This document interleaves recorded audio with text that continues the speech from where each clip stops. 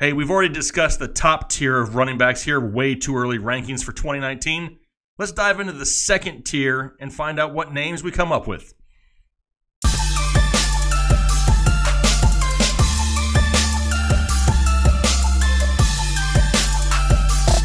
What is going on, Headliner Nation? Welcome back. Next episode 2, I guess, of our way too early rankings for running backs.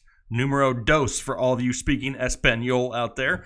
Got Kyle back with me today talking running backs ranked 13 through 24. So tier 2 running backs, RB2s for fantasy football for the upcoming 2019 season. It's a little early, but we're having fun talking about it, right, Kyle? Yeah, and Headliner Nation, you asked, we listened, because in the comments, a lot of you said, this is great, we love this, but it's the next tier that we might have a lot of questions on, so we want to hear about more players. So I said, Jake, let's do it. Let's give the people, hashtag give the people what they want. And here we are. Kyle said, hey, we should do this, and I just said, okay, and here we are. Number 2. We may even go to episode 3 and do tier 3. Maybe. It depends if that's what the people want or not. But we're going to dive into it here. We're going to go 6 at a time so we don't lose all of our breath and totally, want to pass out due to the lack of oxygen. So Kyle's going to go ahead and start off, and we're going to start at the bottom, Kyle. Give me starting at 24 all the way to what? 19? Is that 6? Yes. 24 through 19. You tricked me again. You did this last time. I did not. And we are basing these rankings off PPR settings, just to, again, throw that out there. PPR is kind of that new standard. So have PPR is kind of what we're looking at. So coming in at number 24 for me, Tariq Cohen. So maybe a little bit low, especially if we're looking at PPR. But I want to see what the Bears do with Jordan Howard, because Jordan Howard actually decided to show up kind of at the last minute this past season and really had a decent workload the last few weeks of the season heading into the playoffs. So do they plan on getting Howard involved again? Is Howard gone next year? There was a lot of talk that he might be traded this past year. Is he gone next year? Do they get someone else to replace him?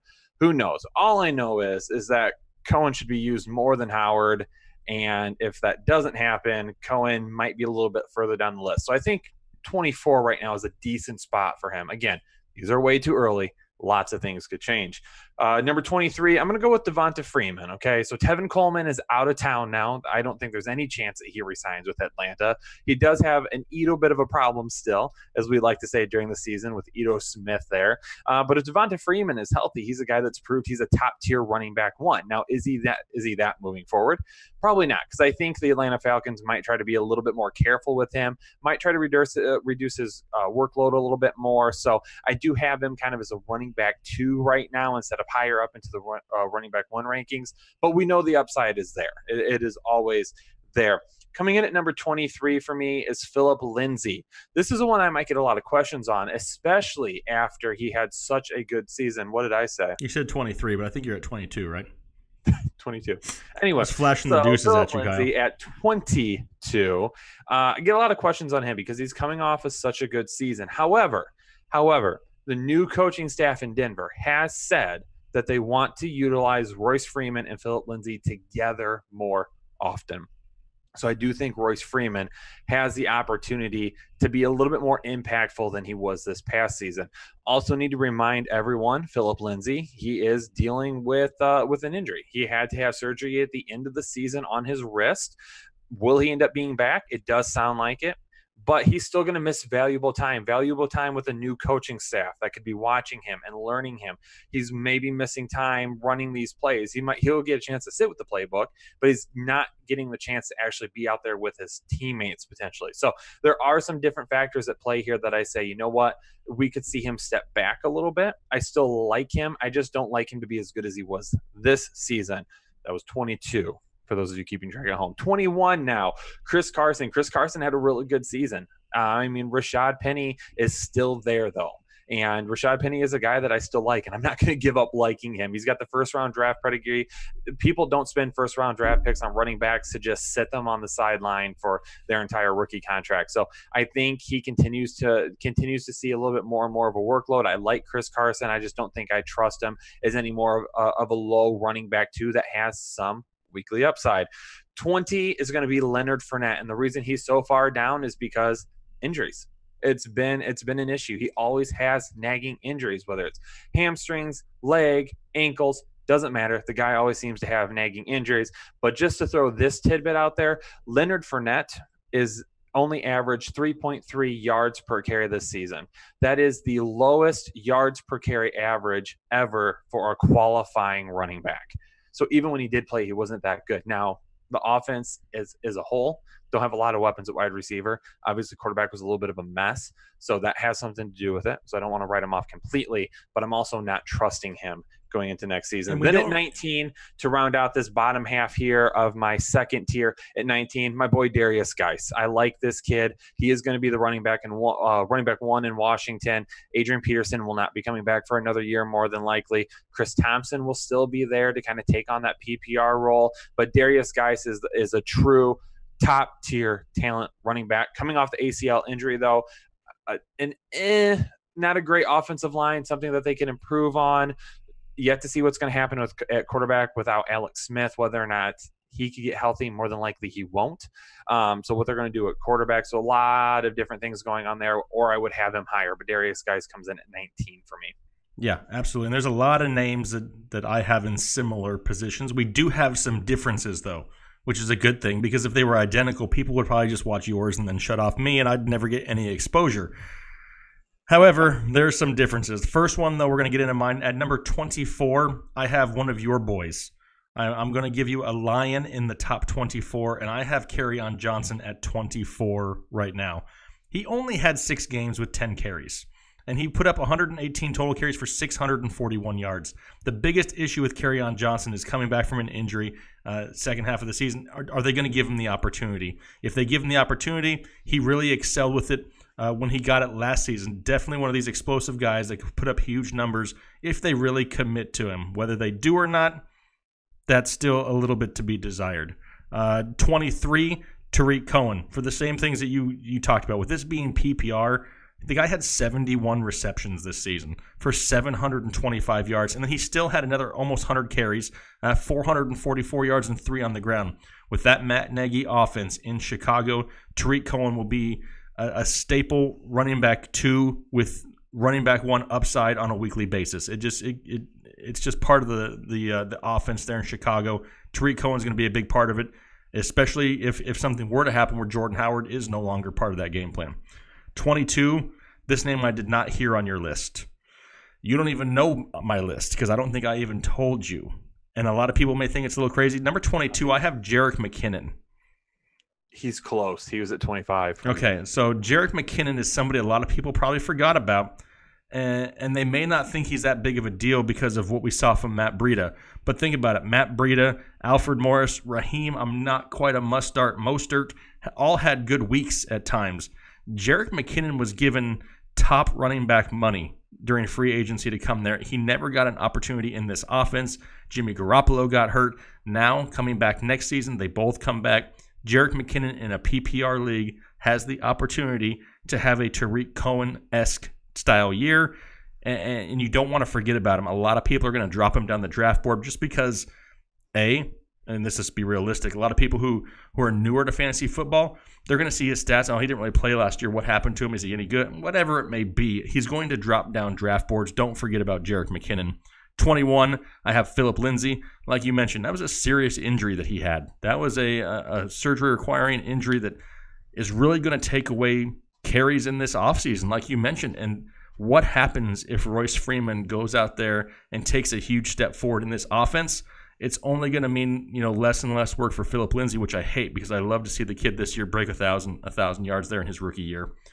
20, I have Marlon Mack. Now, this one is going to be iffy because what happens in Indianapolis? There's been a lot of rumors floating around about some big name people. Why not? Well, you don't like it? Don't do it, Indianapolis.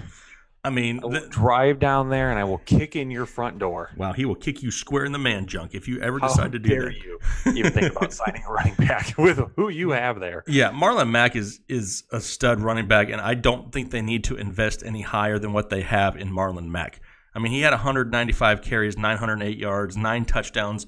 He'll have one of the best offensive lines in football, and he'll have Andrew Luck, who's healthy with weapons on the outside. I think they're plenty good with Marlon Mack. However, that team is going to come up a lot in the offseason because they have a ton of cap space. Number 19, tons, like dump trucks full of cap space. Like more than 100 million. That's a lot. That's a lot of millions. Lots of them. That's right. All right, 19, I have Leonard Fournette. So I know we were close here. Leonard Fournette, and he may actually be somebody who drops a little bit lower down this list even for me because, A, the injuries, yes. But I'm also a big believer in where there's smoke, there's fire. And there was a lot of drama with the Jacksonville Jaguars and Leonard Fournette. There was even rumors at the end of the season that he may be gone. That he may not even be there next season. Now, the reports have come out saying that, hey, we've reconciled our differences. Everything's good going forward. But really, have they? I mean, is it just going to take one time that he does something that they don't like and we're right back, dealing with all kinds of drama? Again, Fournette, to me, is going to be a big risk in 2019. Yeah. So now we hit to 18 on my rankings, and close on this guy too. Just talked about him, Marlon Mack. I think this is a guy that is talented, but he's going to be uber dependent on volume as well. And because of that, it could limit his upside, just because when you have the Indianapolis Colts and Andrew Luck and they're throwing the ball. Now, the defense did great at the end of the year, and they put them in a situation where we said if we want to run it more, we can. That's why Marlon Mack had some pretty good numbers this year. Health is a concern, though, because he's a guy that hasn't stayed too healthy either. But Marlon Mack, Jordan Wilkins, Nyheim Hines, I think they have a good three-headed monster there. They don't even need to consider Le'Veon Bell or any other running back. I didn't say the name. You jinxed it. Again, Indianapolis Colts. I will drive down to Indianapolis, kick in your front door, and ask you, please, sir, explain to me why you did this. Anyway, so number 17, Sony Michel for New England. Love the kid. I was apprehensive about him heading into 2018 because, number one, I did have concerns over all of his fumbles in college, but I believe he only put the ball on the ground one time this year. So Sony Michel looked a lot better. Still, some injury concerns over the kid. I know he's got some knee things going on where there's a lot of tissue that has degraded, so it's a little bit more bone-to-bone than we would like to see with a running back. So those are always concerns, but boy, has he looked good in the playoffs this year. So it's hard to deny that if Tom Brady does come back next season, that this is an offense that we see continue to evolve into a ground and pound type style offense with Burkhead, Sony Michel, and James White, and really utilizing him to the best of their abilities. At number 16, Aaron Jones. His name came up on Twitter today. I was talking with a couple of people about him. Some people were apprehensive. They said the guy just didn't really do a whole lot. Well, his coaching staff didn't allow him to do a whole lot. He didn't get the volume. But my dynamic running back rating showed us that because of how he does in tackles avoided per attempt, yards after catch, and yards after contact, receiving yards after catch, that this guy is a dynamic playmaker that when given the volume and given the opportunity, he has legit running back one upside. But because we have a new coaching staff there, because Matt LaFleur is a guy that really botched Derrick Henry and Deion Lewis this past year and didn't use them to the best of their abilities, I am a little bit worried, so I am just keeping him a little bit lower for right now. 15, my boy Kerryon Johnson. I'm a little bit higher on him than what you are. But this is another guy similar to Aaron Jones. If he had been given more volume and more opportunity, he would have shined this past season. They brought in Devil, a guy who really can, or really with the Seahawks, leaned on the run. And this was a team that when Bevel, my bad. I think I messed that up the first time. When he was with Seattle, his Seattle teams were top 2 in rushing attempts and for several seasons. So I think Kerryon Johnson is a guy. LeGarrette Blount, hopefully he's gone. Please do not sign LeGarrette Blount. Don't bring him back. And then, yes, Kerryon Johnson owners to everybody out there. So if they do that, and then if they start to limit Theo Riddick a little bit more, Kerryon Johnson, a guy looking for a big season. Damian Williams at 14. This might be a surprise to some people. I know a lot of people were questioning why he wasn't a running back one for me in the last show that we did. I'm being apprehensive, and I know with other players I've basically said I'm not going to try and at this point say this is what's going to happen with them, and I'm not going to try and foreshadow those things. So I can't knock Damian Williams too much because I do believe Kansas City drafts a running back. Damian Williams, I'm going to leave right here for right now, though. If they don't draft a running back, If they don't sign a running back, he becomes a running back 1 for me instantly. So he is probably one of the guys that will see a big jump depending on how this offseason plays out. And then 13, Le'Veon Bell. I'm going to put him right there. Obviously, if he signs with a team that puts him in a decent situation, I'm all on board. But if he goes to like the New York Jets or something like that, I might have to pull him back down a little bit. So opportunity could potentially be there for him. It might not. So 14, I think, is a decent space for him right now. So you're fine with him in the Jets, but not with the Colts. You wouldn't drive to New York and say, "Hey, this is not a good fit for you." No, because I think it would be a good fit if they had a better head coach that I knew would utilize his running backs better. But I mean, look what he did with Kenyon Drake this past season. Adam Gase had no idea what to do. I don't know. We'll have to see. We'll have to see if Sam Darnold takes another step towards becoming a franchise quarterback this season. What are you doing over there? I'm doing my Adam Gase impression. I'm chasing the invisible taco, Kyle. I feel like I should have known that, so I'm a little disappointed in myself. I mean, you should know me better than that by now. All right, Jake, wrap up your second tier. All right, let's go into number 18 overall. You talked about him already. It is Darius Geis. I have him at 18, coming off of a torn ACL. Don't forget about Darius Geis. He's somebody who I think that they're going to give the bulk of the work to. I know Chris Thompson will be involved, but Darius Geis is somebody who needs to kind of get that volume. He needs to get that 20 touches a game. And he's somebody that I believe that they're really going to have to rely on because we don't know the status of Alex Smith yet. I saw him on TV, like a week ago, and he had it looked like he had like an erector set around his leg. I mean, it looked like some crazy contraption. Who knows how much metal is in his leg? He may be the Bionic Man by now. I don't know. It was bad, but Darius Geis is somebody who's going to see a lot of volume. 17, Aaron Jones. And just like you said, how do they handle the Aaron Jones, Jamal Williams backfield now with a new coaching staff that just messed up Derrick Henry and Dion Lewis? I do think that Aaron Jones has the potential to move up, but right now I have him at 17. Still a decent year for only 133 carries, turn it into 728 yards and 8 touchdowns. If they can open up this offense, get back to the old Aaron Rodgers style offense, it would really open things up for Aaron Jones. Number 16, Devontae Freeman. Just like you, I'm a little worried. I don't think, obviously, that Tevin Coleman comes back. But I also wasn't overly thrilled with Ito Smith either. Like, there was nothing there to really make me think, oh, man, they're in trouble. I mean, Devontae Freeman's, got his work cut out. I still think he sees the bulk of the work there. He may have a series off here or there where Ito Smith takes it. But I think Devontae Freeman takes a small step forward back into how he was, 2, 3, 4 years ago. Number 15, I have your number 12 running back, Derrick Henry, coming in at 15. I still like Derrick Henry. I'm worried, though, because I know as soon as I say I'd like Derrick Henry, those are 4 words that usually get you in trouble at this point of the season. Yep. And that's where I'm a little hesitant. You look at his stats, and because of the way he ended the season, he ended with 215 carries, 1,059 rushing yards, and 12 touchdowns. On paper, looks like he had a great season. But he needs that heavy volume in order to put up those numbers. Hopefully he gets the opportunity this year and they don't mess around with this committee. Give him the ball. It's going to be a run-first style offense in Tennessee. Can't really trust Marcus Mariota to go back there and throw it 35, 40 times a game. Number 14, Sony Michel. He's absolutely tearing it up in the playoffs, like you mentioned. Had a decent year. Yes, injuries are always going to be a concern. We knew about that at the draft.